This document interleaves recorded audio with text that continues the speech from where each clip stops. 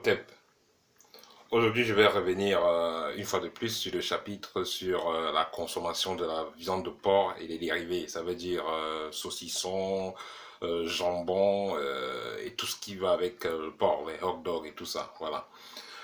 Le sujet, c'est un sujet assez intéressant apparemment parce que sur ma page Facebook, j'ai remarqué il y a beaucoup d'excitation, il y a beaucoup d'action de la part des internautes.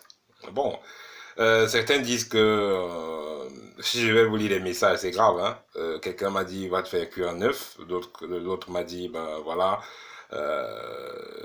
vous n'avez qu'à ne pas manger le porc, nous allons manger le porc, il n'y a pas de problème. Vous savez, le but de mes vidéos, c'est de partager des connaissances qui ne sont pas seulement spirituelles en tant que telles, mais qui sont aussi scientifiques. Parce que si on va aller dans les profondeurs, on va se rendre compte que même la science fait partie de la spiritualité ancienne, ou alors que la spiritualité ancienne et la science, que c'est la même chose. Voilà.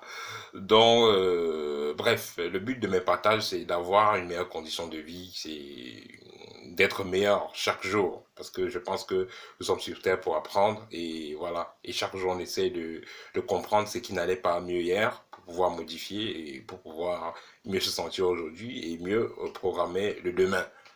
Voilà. Donc, toujours en ce qui concerne la viande du porc, quelqu'un dit euh, tout ce que Dieu a créé est bien. Voilà. Donc, voilà. Donc, ce que la personne pense. Mais ça ne donne pas. C'est pas parce qu'il y a le créateur a créé tous les animaux qu'il faut manger tous les animaux. Pas du tout. Bon, pourquoi donc les petits chiens de maison, là, on ne les mange pas? Pourquoi on ne mange pas les souris? Pourquoi on ne mange pas les lézards de maison et tout ça?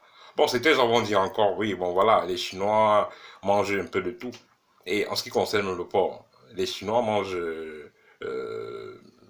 entre guillemets, c'est les meilleurs consommateurs du porc au monde, les plus grands consommateurs du porc au monde. Et quelqu'un a dit, oui, les Chinois sont les plus grands consommateurs du porc au monde. Et parallèlement, les Chinois sont très développés, ils vivent longtemps. Mais ne mélangez pas les choses. Vous savez, il ne faut pas juste copier ce que les gens font, mais il faut comprendre qu'est-ce qu'ils font aussi. Parce que quand vous voyez le Chinois manger le porc, ou bien manger du n'importe quoi, parce qu'il mange du porc, il mange aussi entre guillemets du n'importe quoi, parce que vous allez voir entre manger du chien, même les cafards et tout ça, que les Chinois m'excusent si j'écoute ça, hein, mais c'est la réalité. Donc, c'est pas pour dire que tous les Chinois mangent, mais beaucoup. Hein, c'est ce qu'on voit. Les Chinois mangent un peu de tout, un peu de n'importe quoi. Moi, personnellement, j'ai fait un peu l'Asie, donc je connais un peu l'Asie. J'ai vu comment les Asiatiques préparaient les aliments. Déjà, même déjà, vous allez voir au niveau de la cuisson, quand ils vont préparer, cuire la viande, il y a des plantes qui vont mettre quelques minutes avant d'éteindre le feu. Voilà. Et même au niveau de l'Afrique, même quand certains gens préparent de la viande, disons, quand les anciens préparaient de la viande, ou alors ceux qui ont toujours les vieilles recettes, ils ne vont pas que se limiter à mettre que du cube. Il y a des plantes qu'ils vont mettre pour atténuer les toxines. Voilà, ça c'est déjà une remarque qu'il faut faire. Et toujours en ce qui concerne les Chinois, vous allez constater que les Chinois et les Asiatiques, généralement, ils consomment très peu de médicaments chimiques. Donc, ils consomment plus des thés, des écorces, des poudres, des plantes, des infusions des plantes naturelles. Ils les consomment au quotidien. Pareil avec celui que vous allez voir en forêt en Afrique ou dans les villages, même s'il consomme de la viande, il va également consommer des portions presque chaque jour pour nettoyer son organisme. Vous allez voir au matin, il prend des écorces de tel arbre. Après, demain, il prend les écorces de tel autre arbre. Après 3 mois, il va s'épuiser. Après, voilà, voilà. Donc, c'est comme ça qu'ils font. Ils entretiennent très bien leurs organismes. Ils savent il y a un certain poison dans des viandes. Mais mon partage avec vous, c'était de vous faire comprendre que c'est vrai que c'est pas l'idéal est de ne pas consommer même de viande rouge ou alors même ne pas consommer de viande. Mais comme c'est difficile pour la plupart des personnes, il est mieux déjà de commencer par mettre de côté la viande du porc. Parce que j'ai dit, d'après des recherches, et vous pouvez faire des recherches vous-même, le porc est un animal déjà très cancérigène c'est un animal des cancérogènes avec déjà la qualité de sa viande qui garde toutes les toxines, comme j'ai expliqué dans la précédente vidéo. Également, le porc, c'est un animal qui euh, porte près de 70 maladies, comme j'ai expliqué dans la précédente vidéo. Également, le porc également facilite la transmission de l'hépatite E, qui va causer donc des fatigues intenses si vous mangez beaucoup de porc.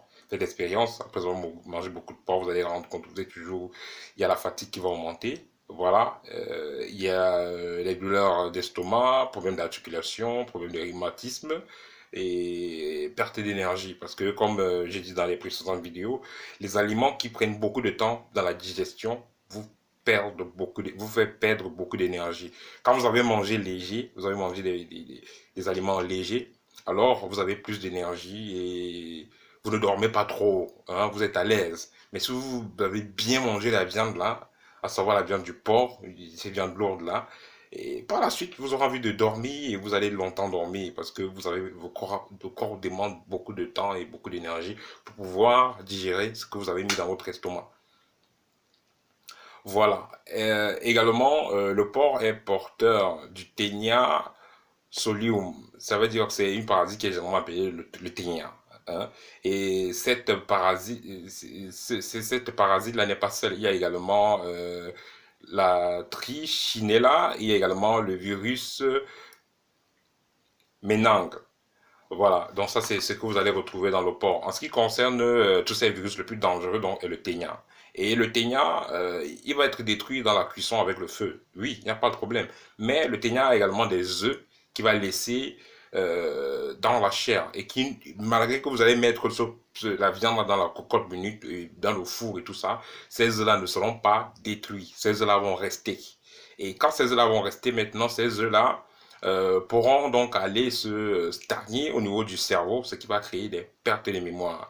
Si ces eaux-là vont au niveau des vaisseaux sanguins, ça pourra vous créer des problèmes cardiovasculaires.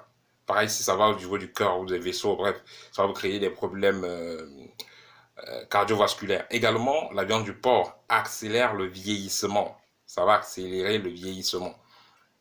Même pas seulement le porc, mais les autres viandes rouges là, mais surtout, le porc va accélérer le vieillissement. Voilà. Et également, la viande du porc va favoriser les cancers de sein pour les femmes.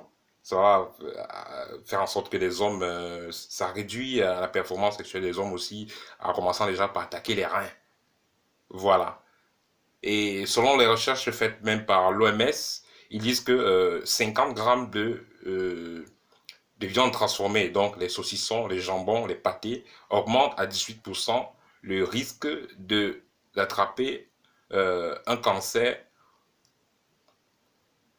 colorectal. Donc ça augmente à 18% le risque d'attraper ce type de cancer-là. Et pour finir avec les Chinois qui sont les meilleurs consommateurs de porc, une fois de plus, j'aimerais vous rappeler que donc, ces Chinois-là, même s'ils sont les grands consommateurs de porc, ils ont également des palliatifs. Ça veut dire qu'eux-mêmes savent qu'ils mangent n'importe quoi, mais vous allez les voir, ils sont champions dans la consommation des médicaments bio. Ça veut dire ils prennent beaucoup des écorces, ils prennent beaucoup d'infusions avec le ginseng et tout ça. Vous allez voir même en Inde là-bas avec le moringa. Donc bref, ils ont beaucoup de plantes naturelles qu'ils prennent pour nettoyer le corps de cette toxine-là. Ils prennent cela chaque semaine, chaque 2 à chaque 3 jours. Ils prennent cela. Vous n'allez pas voir un Chinois normal qui n'a pas de ginseng ou certaines plantes chez lui qu'il consomme. C'est difficile de trouver ce genre de personnes. Bon, ceux donc qui sont donc anaérobes et qui n'ont pas l'opportunité d'avoir toutes ces choses-là chez eux, à quoi ça va donc leur servir d'être des grands consommateurs de viande de porc ou de saucisson ou de jambon et tout ça, alors qu'ils n'ont pas ces plantes-là? C'est pourquoi donc l'idéal est de ne pas consommer cela, de ne pas consommer cette viande-là pour éviter de suivre tout ce processus de nettoyage-là. Parce que si on consomme ce qui est alcalin, ce qui est moins polluant, qui a moins de cholestérol, tout ça, ça va faire en sorte que l'organisme puisse se traiter facilement. Mais celui qui veut donc s'aventurer à consommer, à continuer à manger cette viande à outrance, matin, midi, soir, dans les saucissons hein, et tout ça, il faudra que la personne pense à nettoyer son corps. Donc le chinois consomme donc des écorces appropriées pour nettoyer son corps, des plantes appropriées pour nettoyer son corps. De plus, il fait également des sports énergétiques. Ça veut dire qu'il fait son tai chi, il fait ses qigong et tout ça. Ça va lui permettre de remplir son corps d'énergie et de nettoyer son corps énergétiquement et dans le plan médical également. Donc, ce qui fait que ça sera donc une erreur fatale de euh, continuer à abuser, à manger le porc n'importe comment. Et aussi, certains ont dit que, bon, le fait de ne pas manger le porc, ce n'est pas, que ce n'est pas un interdit par rapport à la loi de la MAT. Mais moi, ce que moi je vais vous dire, est-ce que l'utilisation du Wi-Fi est interdit par la MAT? La question encore que je vais poser. Donc, il y a beaucoup de choses qui ne vont pas aller qui ne vont pas être insérés dans cette loi de la maths là, mais vous savez, les temps changent, l'essentiel reste, mais les temps changent, il y a des réalités qui changent. Donc ce qu'on faisait avant, on ne peut pas le faire maintenant. Ce qu'on faisait maintenant, ça ne correspond pas à ce qui était fait dans le passé. Donc il y a tout ce changement-là. Avec ces frigos et tout ça, on n'utilisait pas ça euh, à l'époque. Donc, ce qui fait que maintenant, les choses changent. Maintenant, nous ne sommes plus dans une période où on va vous dire ne faites pas ci, ne faites pas ça, vaguement. Que bon, la Bible interdit ça, le Coran interdit ça. Non. Il faut expliquer aux gens pourquoi est-ce que la viande du porc ou pourquoi est-ce que manger tel ou tel aliment n'est pas bien. Il faut expliquer cela et ça va être vérifiable de façon scientifique. Donc, ce n'est plus le temps du dogme.